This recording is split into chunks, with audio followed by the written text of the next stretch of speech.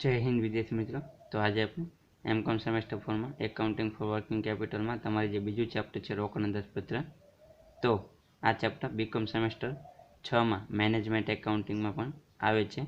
તો BCom semester 6 માં જે મેનેજમેન્ટ એકાઉન્ટિંગમાં જે 2021માં દાખલો પૂછવામાં આવ્યો હતો રોકડ અંદાજપત્રનો, તેનો આજે આપણે સોલ્યુશન કરવાના છીએ। તો આજના વિડીયોમાં એન્ડ સુધી બન્યા રહેજો। આજનો વિડીયો બીકોમ અને એમકોમ બંને વિદ્યાર્થીઓ માટે હેલ્પફુલ છે। તો બીકોમ સેમેસ્ટર 6 માં 2021માં જે પેપર લેવામાં આવ્યું હતું જુલાઈમાં, તો જે ત્રીજો અને ચોથો દાખલો છે તે રોકડ અંદાજપત્રનો છે। તો જે ચોથો દાખલો છે શિવમ લિમિટેડ વાળો, આજે આપણે આ દાખલાનું સોલ્યુશન કરાવવાના છીએ। તો આ દાખલો 2020માં જે અજનબી લિમિટેડ કરીને પૂછવામાં આવ્યો હતો તેની જેવો જ દાખલો છે, ફક્ત રકમમાં ફેરફાર છે। એટલે કે 2020માં જે અજનબી લિમિટેડ વાળો દાખલો છે તે જ દાખલો 2021માં શિવમ લિમિટેડ કરીને તમને પૂછવામાં આવેલો છે રકમમાં ફેરફાર સાથે। તો આજે આપણે આ દાખલાનું સોલ્યુશન કરવાના છે। તો બીકોમ સેમેસ્ટર 6 અને એમકોમ સેમેસ્ટર 4 બંને વિદ્યાર્થીઓ માટે આજનો વિડીયો છે। તો ચાલો આપણે સૌપ્રથમ આ દાખલાની રકમ જોઈએ, ત્યાર પછી આનું સોલ્યુશન કરીએ। તો સૌપ્રથમ આપણને રકમમાં કીધેલું છે કે શિવમ લિમિટેડ નીચેની માહિતી પરથી તારીખ 31 ડિસેમ્બરના રોજ પૂરા થતા 4 માસ માટે રોકડ અંદાજપત્ર તૈયાર કરો। એટલે કે શિવમ લિમિટેડના ચોપડામાં આપણે 31 ડિસેમ્બરના રોજ પૂરા થતા 4 માસનું રોકડ અંદાજપત્ર બનાવવાનું છે। એટલે કે સપ્ટેમ્બર, ઓક્ટોબર, નવેમ્બર અને ડિસેમ્બર 4 માસનું આપણે રોકડ અંદાજપત્ર બનાવવાનું છે। ત્યાર પછી આપણે જોઈએ તો આપણને કુલ વેચાણ આપેલું છે। તો જુલાઈથી લઈ અને ડિસેમ્બર સુધીનું આપણને કુલ વેચાણ આપેલું છે। એટલે કે આમાં રોકડ વેચાણ અને ઉધાર વેચાણ બંને સમાયેલું છે। ત્યાર પછી આપણને ઉધાર ખરીદી આપેલી છે। તો આપણને અહીં જુલાઈથી લઈને ડિસેમ્બર સુધીની ઉધાર ખરીદી આપેલી છે। તેવી જ રીતે આપણને મજૂરી આપેલી છે જુલાઈથી લઈને ડિસેમ્બર મહિના માટેની, અને તેવી જ રીતે આપણને પરોક્ષ ખર્ચા આપેલા છે। ત્યાર પછી આપણને જરૂરી હવાલા આપેલા છે, તો તે આપણે 1 બાય 1 જોઈએ। તો સૌપ્રથમ આપણને પહેલો હવાલો કીધેલો છે કે તારીખ 1/9/2020ની રોકડ શિલક 32,500 અંદાજવામાં આવેલી છે। એટલે કે આપણને અહીં સપ્ટેમ્બર મહિના માટેની શરૂઆતની રોકડ શિલક આપેલી છે। તો આપણે અહીં સપ્ટેમ્બર, ઓક્ટોબર, નવેમ્બર અને ડિસેમ્બર 4 માસનું રોકડ અંદાજપત્ર બનાવવાનું છે। તો આપણે સપ્ટેમ્બર મહિનામાં શરૂઆતની રોકડ શિલક 32,500 આવશે। ત્યાર પછી આપણને બીજો હવાલો કીધેલો છે કે કુલ વેચાણના 40% રોકડ વેચાણ અને 60% ઉધાર વેચાણ છે। એટલે કે આપણને જે દાખલામાં કુલ વેચાણ આપેલું છે તો આમાં રોકડ વેચાણ અને ઉધાર વેચાણ સમાયેલું છે। તો આમાં 40% રોકડ વેચાણ સમાયેલું છે અને 60% ઉધાર વેચાણ। તો આની આપણે ગણતરી કરવાની। ત્યાર પછી આપણને ત્રીજો હવાલો કીધેલો છે કે જો તે જ માસમાં વેચાણના નાણાં મળે તો 5% રોકડ વટાવ આપવાનો છે। એટલે કે આપણે જે વેચાણ કરવાનું છે રોકડ વેચાણ, તેના પર 5% લેખે આપણે રોકડ વટાવ આપવાનો છે।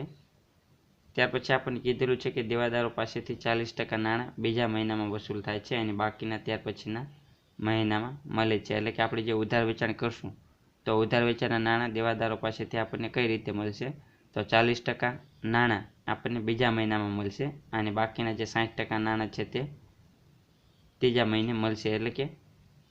એટલે કે આપણે જે ઉધાર વેચાણ કર્યું હોય જુલાઈમાં, તો જુલાઈમાં ઉધાર વેચાણ કરેલું હોય તો તેના 40% નાણાં આપણને બીજા મહિને એટલે કે ઓગસ્ટ મહિનામાં મળશે અને બાકીના 60% નાણાં આપણને ત્રીજા મહિને એટલે કે સપ્ટેમ્બર મહિનામાં મળશે। તો આ રીતે આપણને ઉધાર વેચાણના નાણાં મળશે। ત્યાર પછી આપણે જોઈએ તો પાંચમો હવાલો આપણને કીધેલો છે કે પરોક્ષ ખર્ચમાં સ્થિર મિલકતના ઘસારાના માસિક 12,500 લેખે સમાવેશ થાય છે। એટલે કે જે પરોક્ષ ખર્ચા આપણને દાખલામાં આપેલા છે, ઘસારાના માસિક 12,500 રૂપિયા સમાયેલા છે। તો આપણે સૌપ્રથમ પરોક્ષ ખર્ચમાંથી ઘસારાના જે 12,500 સમાયેલા છે તે આપણે બાદ કરવાના। તો આપણને ઘસારા બાદના પરોક્ષ ખર્ચા મળશે। ત્યાર પછી આપણને છઠ્ઠો હવાલો આપેલો છે કે લેણદારોએ આપેલ શાકનો સમયગાળો 2 માસનો છે। એટલે કે આપણે જે ઉધાર ખરીદી કરેલી છે તો તેના નાણાં આપણે લેણદારોને ક્યારે ચૂકવાના છે, તો 2 મહિના પછી ચૂકવાના થશે।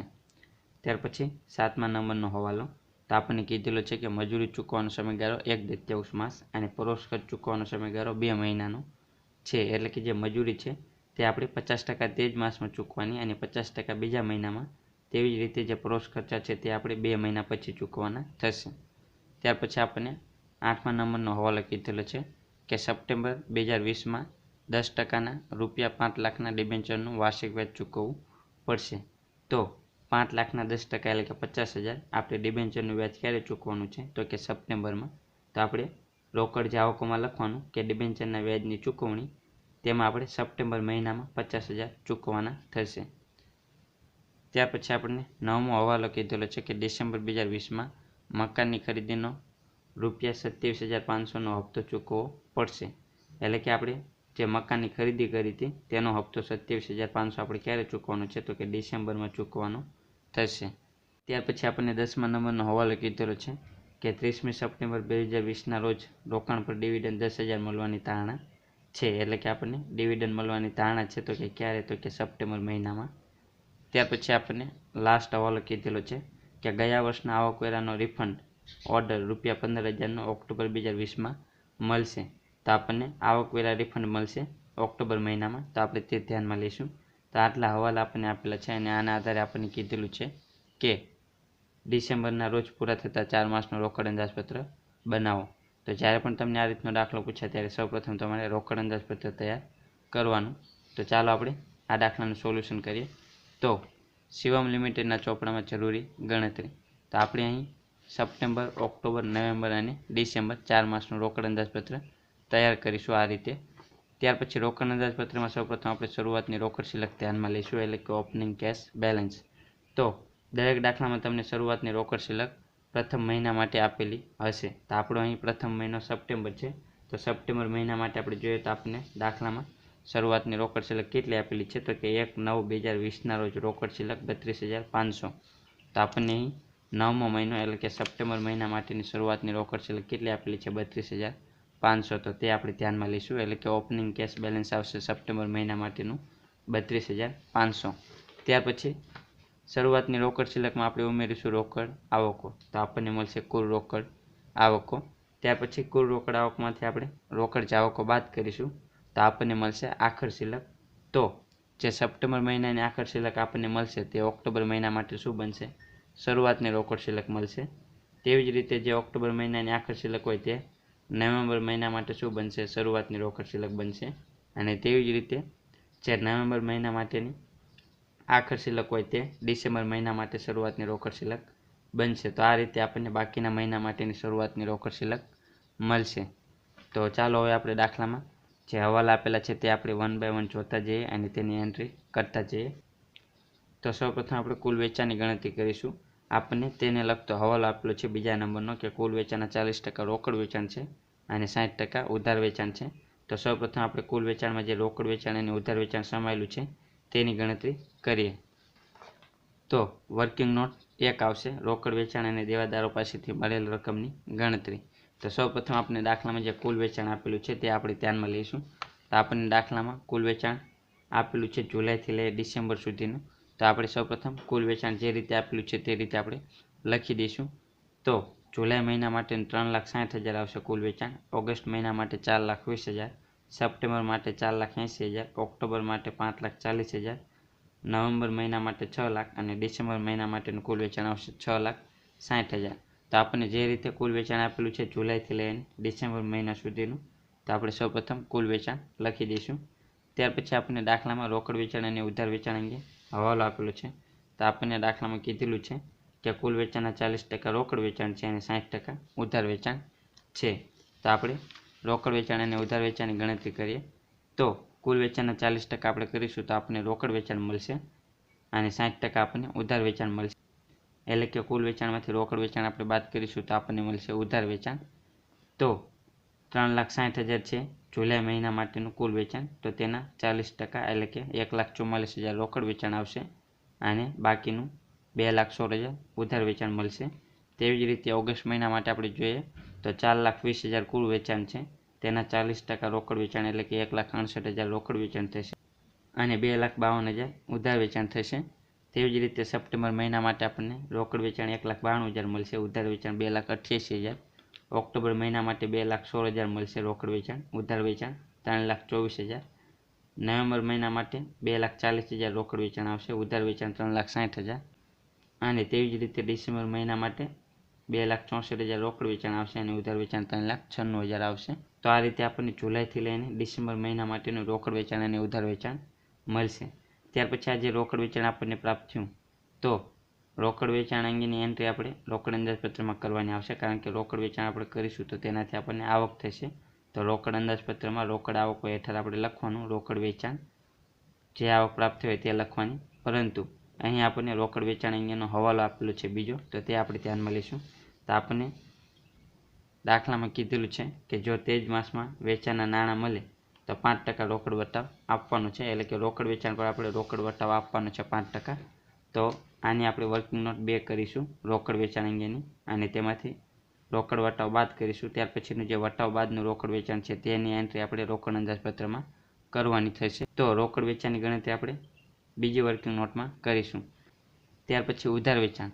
તો આપણે જે ઉધાર વેચાણ કરશું દેવાદારોને, તો તેના નાણાં આપણને દેવાદારો પાસેથી કઈ રીતે મળશે તે અંગે આપણને દાખલામાં સૂચના આપેલી છે કે ચોથા નંબરનો જે હવાલો આપેલો છે તેમાં આપણને કીધેલું છે કે દેવાદારો પાસેથી 40% નાણાં બીજા મહિનામાં વસૂલ થાય છે અને બાકીના નાણાં ત્યાર પછીના મહિનામાં મળશે. એટલે કે આપણે જે જુલાઈ માસમાં ઉધાર વેચાણ કર્યું તેના 40% નાણાં બીજા માસમાં, એટલે કે જુલાઈમાં આપણે ઉધાર વેચાણ કર્યું હોય તો તેના 40% નાણાં આપણને ઓગસ્ટ મહિનામાં મળશે, અને બાકીના નાણાં ત્યાર પછીના મહિને, એટલે કે 60% નાણાં આપણને સપ્ટેમ્બરમાં મળશે. એટલે કે ટૂંકમાં આપણે જે જુલાઈ માસમાં ઉધાર વેચાણ કર્યું હોય તેના 40% નાણાં ઓગસ્ટમાં મળશે અને 60% નાણાં સપ્ટેમ્બર મહિનામાં આપણને મળશે. આ રીતે આપણને ઉધાર વેચાણના નાણાં મળશે. તો જુલાઈ મહિના માટે આપણે જોઈએ તો 2,16,000નું ઉધાર વેચાણ છે, તેના 40% નાણાં આપણને ઓગસ્ટ મહિનામાં મળશે 86,400, અને 60% નાણાં આપણને સપ્ટેમ્બર મહિનામાં મળશે 1,29,600. તેવી જ રીતે ઓગસ્ટ મહિનામાં જે ઉધાર વેચાણ છે તેના નાણાં સપ્ટેમ્બર અને ઓક્ટોબરમાં મળશે. તો ઓગસ્ટ મહિનામાં ઉધાર વેચાણ 2,52,000નું છે, તેના 40% નાણાં સપ્ટેમ્બરમાં મળશે, એટલે કે 1,08,000 રૂપિયા આપણને સપ્ટેમ્બરમાં મળશે, અને બાકીના 1,51,200 આપણને ઓક્ટોબર મહિનામાં મળશે. ત્યાર પછી સપ્ટેમ્બર મહિનામાં જે 2,88,000નું ઉધાર વેચાણ છે તેના 40% નાણાં આપણને ઓક્ટોબર મહિનામાં મળશે 1,15,200, અને બાકીના જે 60% નાણાં છે 1,72,800 તે આપણને નવેમ્બર મહિનામાં મળશે. ત્યાર પછી જે ઓક્ટોબર મહિનામાં ઉધાર વેચાણ છે 3,24,000, તેના 40% નાણાં નવેમ્બરમાં મળશે 1,29,600, અને બાકીના 60% નાણાં ડિસેમ્બર મહિનામાં મળશે 1,94,400. ત્યાર પછી નવેમ્બર મહિનાનું જે ઉધાર વેચાણ છે 3,60,000, તેના 40% નાણાં આપણને ડિસેમ્બર મહિનામાં 1,44,000 મળશે. તો આ રીતે આપણને દેવાદારો પાસેથી ઉધાર વેચાણના નાણાં પ્રાપ્ત થશે. તો આપણે અહીં સપ્ટેમ્બરથી લઈ અને ડિસેમ્બર મહિના માટેનું આપણે રોકડ અંદાજપત્ર બનાવેલું છે. તો તેના આપણને જે નાણાં મળશે દેવાદારો પાસેથી તે આપણે રોકડ અંદાજપત્રમાં લખીશું. તો સપ્ટેમ્બર મહિના માટે આપણે જોઈએ તો 1,08,000 અને 1,29,600, તો 2,30,400 આપણને સપ્ટેમ્બર મહિનામાં મળશે દેવાદારો પાસેથી રકમ. ઓક્ટોબર મહિના માટે આપણે જોઈએ તો 1,15,200, 1,51,200, તો આપણને મળશે 2,66,400 ઓક્ટોબર મહિના માટે. ત્યાર પછી આપણે જોઈએ નવેમ્બર મહિના માટે તો કે 1,29,600 અને 1,72,800, તો આપણને મળશે 3,02,400. ત્યાર પછી ડિસેમ્બર મહિના માટે આપણે જોઈએ તો 3,38,400, તો આપણે સપ્ટેમ્બરથી લઈને ડિસેમ્બર મહિના માટેના જે દેવાદારો પાસેથી નાણાં આપણને મળે છે તેની એન્ટ્રી આપણે રોકડ અંદાજપત્રમાં કરીશું. તો સૌપ્રથમ આપણે રોકડ આવકોમાં લખીશું દેવાદારો પાસેથી મળેલ રકમ. તો સપ્ટેમ્બર મહિના માટે આવશે 2,30,400, ઓક્ટોબર મહિના માટે 2,66,400, નવેમ્બર મહિના માટે 3,02,400, અને ડિસેમ્બર મહિના માટે 3,38,400. ત્યાર પછી આપણે જે આપણને રોકડ વેચાણ પ્રાપ્ત થયું તેની ગણતરી કરીએ. તો આપણને રોકડ વેચાણ અંગે દાખલામાં સૂચના આપેલી છે કે રોકડ વેચાણ પર 5% આપણે રોકડ વટાવ આપવાનો છે. તો વર્કિંગ નોટ 2 આવશે રોકડ વેચાણ પર વટાવની ગણતરી. તો સૌપ્રથમ આપણને જે જુલાઈથી ડિસેમ્બર મહિના માટેનું જે રોકડ વેચાણ પ્રાપ્ત થયું તે આપણે અહીં લખી દઈશું. ત્યાર પછી તેના પર આપણે વટાવની ગણતરી કરીશું. તો આપણને દાખલામાં 5% વટાવ કીધેલું છે ગણવાનું, તો આપણે 5% વટાવ ગણીશું. તો આપણને ત્રીજા નંબરના હવાલામાં કીધેલું છે કે તે જ માસમાં નાણાં મળે તો તેના પર 5% રોકડ વટાવ આપવાનું છે. તો આપણે રોકડ વેચાણ કરીશું તો આપણને તે જ માસમાં નાણાં મળશે.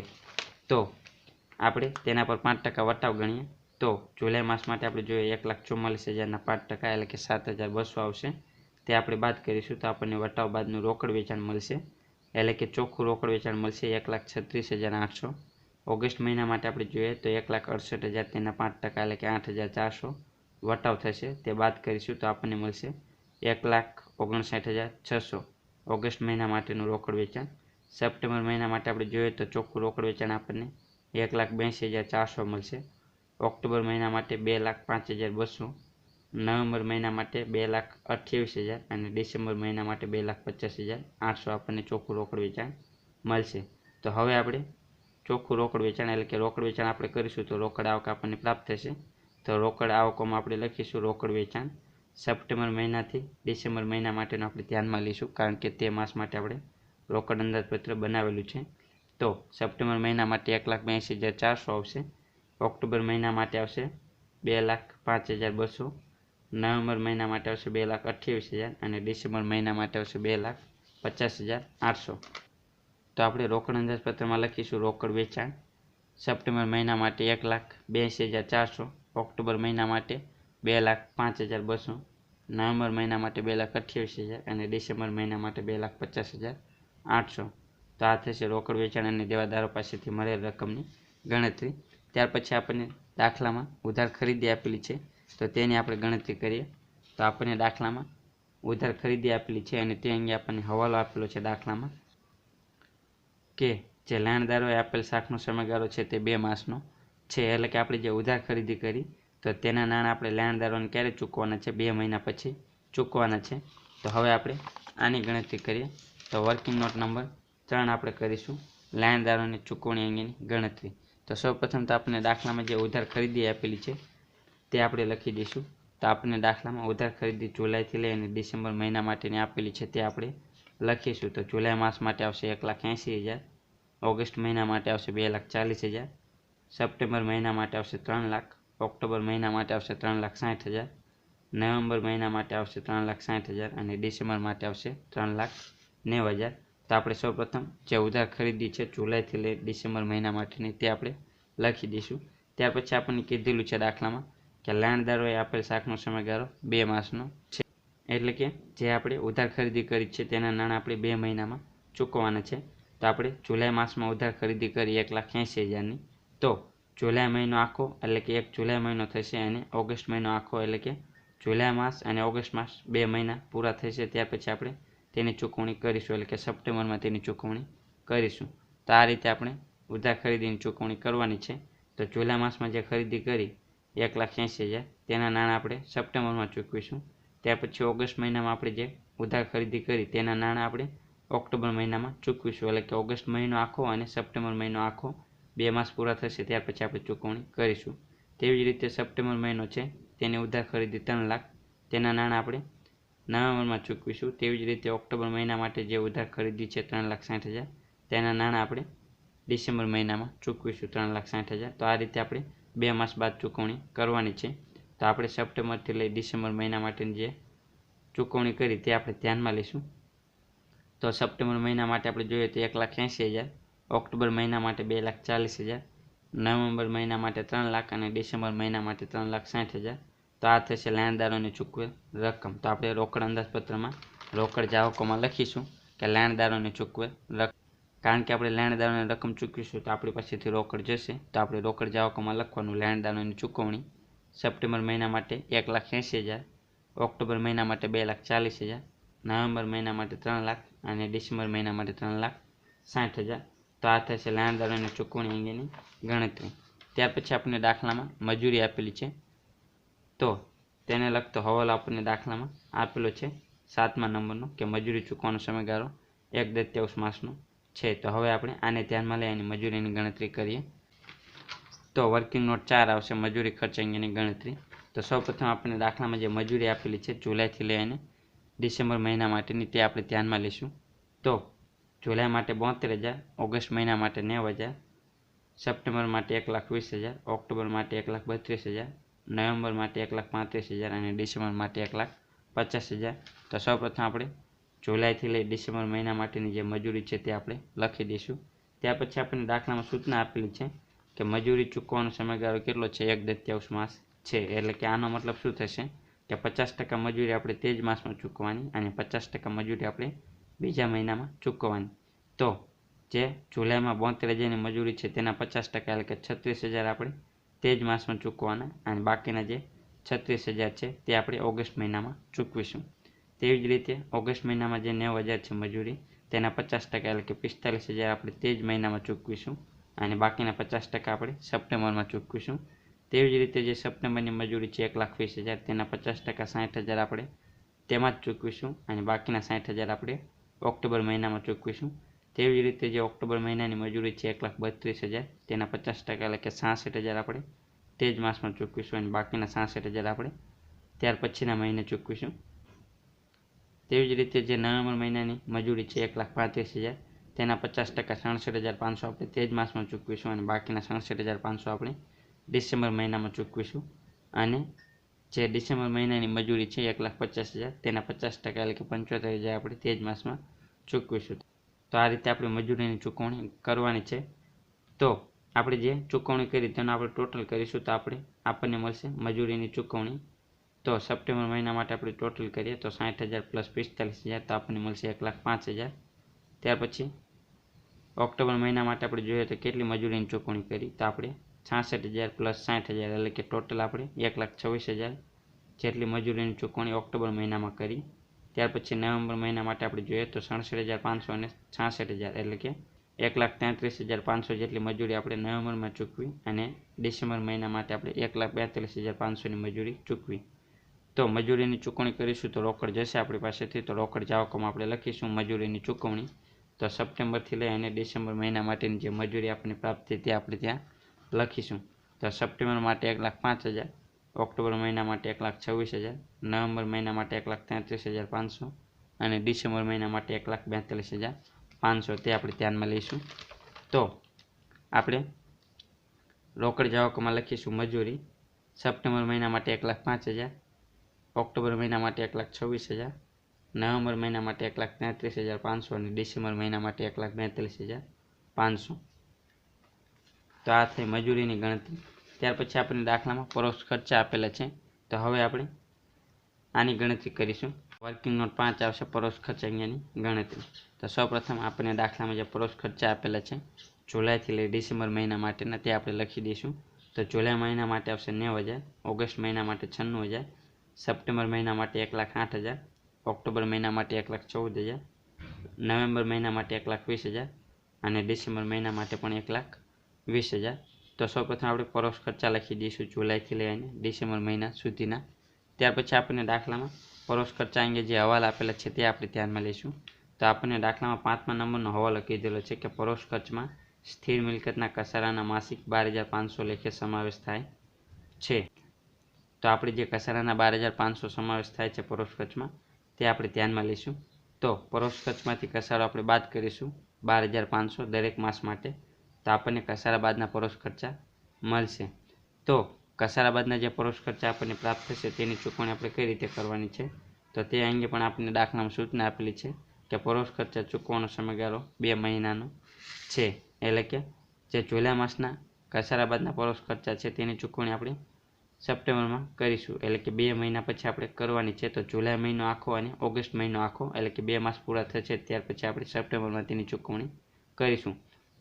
તેવી જ રીતે ઓગસ્ટ મહિના માટે જે કસારા બાદના જે પરોક્ષ ખર્ચા છે તેની ચૂકવણી આપણે ઓક્ટોબરમાં કરીશું. એટલે કે ઓગસ્ટ મહિનો આખો અને સપ્ટેમ્બર મહિનો આખો 2 માસ પૂરા થશે ત્યાર પછી તેની ચૂકવણી કરીશું. તો આ રીતે આપણે કસારા બાદના પરોક્ષ ખર્ચની ચૂકવણી કરવાની છે. તો જુલાઈ મહિના માટે આપણે જોઈએ 77,500 તો તેની ચૂકવણી સપ્ટેમ્બરમાં કરીશું. ઓગસ્ટ મહિના માટે જે 83,500 છે તેની ચૂકવણી આપણે ઓક્ટોબરમાં કરીશું. સપ્ટેમ્બર મહિના માટે જે 95,500 તેની ચૂકવણી આપણે નવેમ્બરમાં કરીશું. ઓક્ટોબર મહિના માટે જે પરોક્ષ ખર્ચા છે તેની ચૂકવણી આપણે ડિસેમ્બરમાં કરીશું. તો આ રીતે આપણે પરોક્ષ ખર્ચની ચૂકવણી કરવાની છે. તો આપણે પરોક્ષ ખર્ચની ચૂકવણી કરીશું તો આપણી પાસેથી રોકડ જશે તો આપણે રોકડ જાવકોમાં લખીશું પરોક્ષ ખર્ચની ચૂકવણી સપ્ટેમ્બરથી લઈને ડિસેમ્બર મહિના માટેની છે તે આપણે ધ્યાનમાં લઈશું.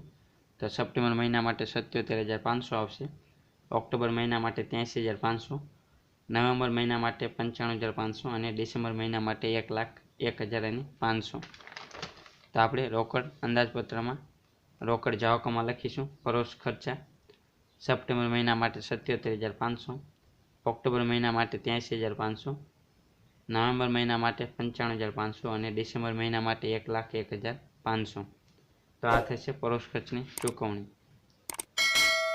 ત્યાર પછી બાકી રહેતા હવાલા આપણે જોઈશું. તો આપણને 8મા નંબરનો હવાલો કીધેલો છે કે સપ્ટેમ્બર 2020માં 10%ના રૂપિયા 5 લાખના ડિબેન્ચરનું વાર્ષિક વ્યાજ ચૂકવવું પડશે. એટલે કે આપણે વ્યાજની ચૂકવણી કરવાની છે સપ્ટેમ્બર મહિનામાં. તો 5 લાખના 10% એટલે કે 50,000 વ્યાજ આપણે ચૂકવવાનું છે વાર્ષિક. તો સપ્ટેમ્બર મહિનામાં તેની ચૂકવણી કરીશું. તો આપણે લખીશું ડિબેન્ચરના વ્યાજની ચૂકવણી. તો આપણે સપ્ટેમ્બર મહિનામાં કરવાનું છે કેટલું? 50,000. તો સપ્ટેમ્બર મહિનામાં આપણે લખીશું વ્યાજની ચૂકવણી 50,000. આ રીતે આની એન્ટ્રી કરવાની છે. ત્યાર પછી આપણે 9મા નંબરનો હવાલો કીધેલો છે કે ડિસેમ્બર 2020માં મકાનની ખરીદીનો હપ્તો 27,500નો ચૂકવવાનો છે. તો આપણે જે મકાનની ખરીદી કરી તેનો હપ્તો 27,500 ક્યારે ચૂકવવાનો છે? ડિસેમ્બરમાં. તો આપણે રોકડ જાવકોમાં લખીશું મકાનના હપ્તાની ચૂકવણી ક્યારે કરવાની છે? ડિસેમ્બરમાં. તો ડિસેમ્બર મહિનામાં આપણે લખીશું 27,500. ત્યાર પછી આપણને 10મો હવાલો કીધેલો છે કે 30મી સપ્ટેમ્બર 2020ના રોજ રોકાણ પર ડિવિડન્ડ રૂપિયા 10,000 મળવાની ધારણા છે. તો આપણને ડિવિડન્ડ મળવાની ધારણા છે 10,000ની. કયા મહિનામાં? તો કે સપ્ટેમ્બર મહિનામાં. તો તે આપણી આવક થશે. તો આપણે લખવાનું રોકડ આવકોમાં કે રોકાણ પર ડિવિડન્ડ કયા માસ માટે મળવાની ધારણા છે? સપ્ટેમ્બરમાં. તો સપ્ટેમ્બર મહિનામાં આપણે લખીશું 10,000 રૂપિયા. ત્યાર પછી આપણને લાસ્ટ હવાલો કીધેલો છે કે ગયા વર્ષના આવકવેરા રિફંડનો ઓર્ડર રૂપિયા 15,000નો ઓક્ટોબરમાં મળશે. એટલે કે ગયા વર્ષના જે આવકવેરા રિફંડ છે તે આપણને મળશે 15,000 રૂપિયા ઓક્ટોબર મહિનામાં. તો આપણી આવક થશે. તો આપણે લખીશું રોકડ આવકોમાં આવકવેરા રિફંડ કયા માસ માટે આપણને કીધેલું છે? ઓક્ટોબર મહિના માટે. તો આપણે ઓક્ટોબર મહિનામાં આપણે લખીશું 15,000 રૂપિયા. તો દરેક હવાલા આપણે ધ્યાનમાં લીધા. તો હવે આપણે આનો ટોટલ કરીશું. તો સૌપ્રથમ આપણે સપ્ટેમ્બર મહિના માટે ધ્યાનમાં લઈશું. તો શરૂઆતની રોકડ શિલ્લક 32,500 પ્લસ રોકડ આવકો.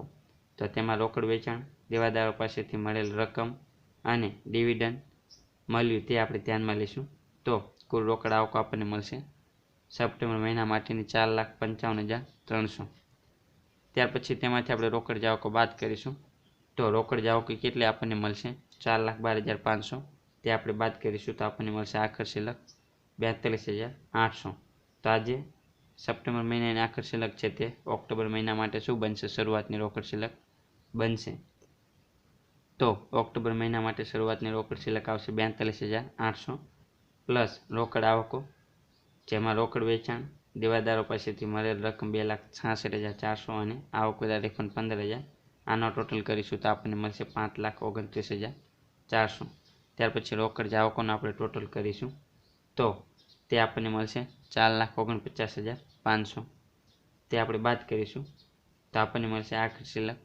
તો આખર શિલ્લક મળશે 79,900. તો ઓક્ટોબર મહિનાની આખર શિલ્લક નવેમ્બર મહિના માટે શું બનશે? શરૂઆતની રોકડ શિલ્લક.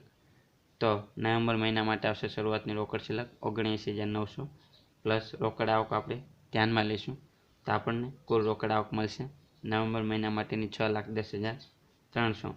તેમાંથી આપણે રોકડ જાવક બાદ કરીશું 5,29,000. તો આપણને મળશે 81,300 આખર શિલ્લક. તો નવેમ્બર મહિના માટેની આખર શિલ્લક છે 81,300. તે ડિસેમ્બર મહિના માટે શું બનશે? શરૂઆતની રોકડ શિલ્લક બનશે 81,300. ત્યાર પછી તેમાં રોકડ આવકો પ્લસ કરીશું. તો આપણને મળશે કુલ રોકડ આવક 6,70,500. તેમાંથી આપણે રોકડ જાવકો બાદ કરીશું 6,31,500. તો આપણને મળશે 39,000 આખર શિલ્લક ડિસેમ્બર મહિના માટેની. તો આ રીતે આ દાખલાનું સોલ્યુશન કરવાનું હતું. આ દાખલો બીકોમ સેમેસ્ટર 6માં 2021માં જે પરીક્ષા લેવામાં આવી તેમાં 20 માર્કમાં પૂછવામાં આવેલો હતો અને આવનારી પરીક્ષા માટે પણ આ દાખલો મોસ્ટ આઈએમપી હતો. એટલા માટે આપણે દાખલાનું સોલ્યુશન કરાવ્યું. તો આ દાખલાનું સોલ્યુશન અહીં પૂરું થાય છે.